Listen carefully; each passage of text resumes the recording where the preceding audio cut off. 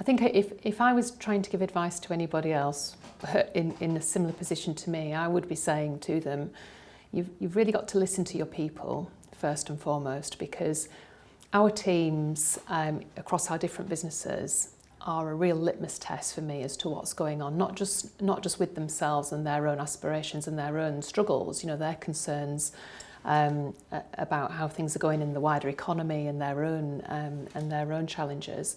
But also, of course, they're closer to the customer than some of the directors might be. So, really listen hard. Listen. I think a lot of leaders go straight into communication and talking mode, and really, you've got all the answers within your team as to what you need to do next. You just need to listen to your team, and they will tell you. But you need to be open to that. So I would say, a listening leader is a good leader. I would also say as well, we've got a big thing in our group, and it chimes very much with my sense of ethics and an ethical code that I've got, which was reinforced as well through the director training I had. But we have a mantra in our group of do the right thing, and we sort of empower our people to always trust their gut instinct about what the right thing is in a given situation, because we hire good people, we hire people that are a good cultural fit for our organisation.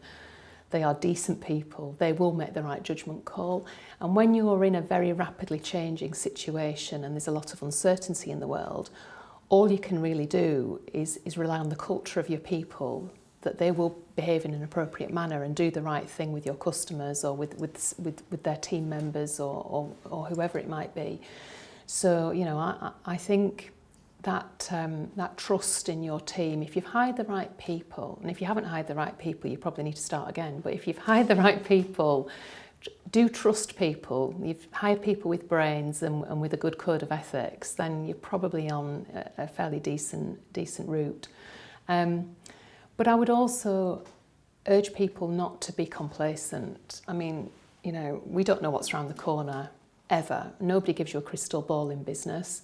I'm a very positive person. I'm a very glass half full kind of person. But saying that, I'm always looking for where the problems might be. Because if you're not aware of where the risks might come, you're going to get a nasty fright. So you have to be, you have to have your radar going all the time about where the problems are going to come, because we've had the best time in business. We've had the worst times in business in the last 2 years, but we've had some of the best times in our business in the last couple of years as well, when I've seen how people have really pulled out all the stops and gone over and above and gone the extra mile for our customers. So, you don't know what's around the corner.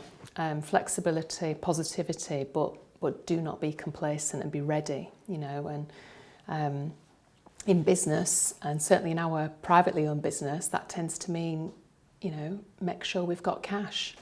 Don't let the cash run dry, because cash is everything. If you don't have cash, then you are in trouble. So we have a big focus on treasury in our group to make sure that whatever happens, we'll have done our best to make sure that we can look after our people and our customers.